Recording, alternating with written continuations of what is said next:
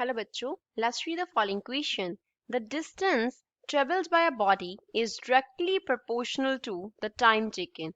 जो body distance travel कर रहा है वो distance क्या है? Time taken के directly proportional है. तो उसका speed जो होगा वो क्या होगा? Increases, decreases, becomes zero और remains constant. और जो उसका स्पीड है वो क्या होगा? इंक्रीज होगा, डिक्रीज होगा, जीरो हो जाएगा और हमारे पास कांस्टेंट रहेगा.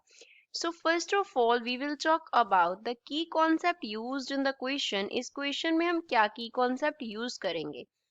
क्वेश्चन में हमें मालूम होना चाहिए कि किसी भी बॉडी का जो स्पीड है वो क्या रहता है. स्पीड जो है बॉडी का वो क्या रहता है? कांस्टेंट रहता है अगर बॉडी का जो एक्सेलेरेशन है वो जीरो हो जाए. अगर बॉडी का एक्सेलेरेशन जो हो वो क्या हो जाए? जीरो हो जाए. तो उस केस में जो स्पीड है वो क्या रहता है? कांस्टेंट. तो अब क्वेश्चन में हमें क्या दिया गया है कि जो डिस्टेंस है वो किसके ऊपर डिपेंड कर रहा है? Distance is directly proportional to time taken. Body जितना टाइम ले रहा है उसके डायरेक्टली प्रोपोर्शनल है. दैट मीन्स डिस्टेंस उसके बॉडी के ऊपर कोई भी फोर्स नहीं लग रहा.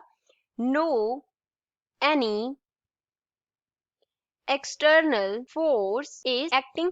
कोई भी एक्सटर्नल फोर्स जो है वो एक्ट नहीं कर रहा, क्योंकि अगर एक्सटर्नल फोर्स एक्ट करता तो डिस्टेंस एक्सटर्नल फोर्स के ऊपर भी डिपेंड करता, लेकिन क्वेश्चन में जस्ट टाइम टेकन दिया है. तो अगर कोई एक्सटर्नल फोर्स एक्ट नहीं कर रहा then we can write F external is equals to 0. And we know that F जो है वो किसके इक्वल होता है? फोर्स, मास एंड एक्सेलरेशन का हमारे पास प्रोडक्ट होता है.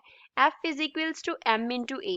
M जो है वो रिप्रेजेंट करता होता है मास को एंड जो A है वो रिप्रेजेंट करता होता है एक्सेलरेशन को. A is acceleration. तो यहाँ से हम क्या लिख सकते हैं? That mass into acceleration will be equals to zero. अब मास जो है बॉडी का वो जीरो नहीं हो सकता, सो हमारे पास क्या आ गया? Acceleration of the body is equals to zero. And हमने देखा कि अगर एक्सेलरेशन जीरो होगा तो बॉडी का जो स्पीड है वो क्या रहेगा?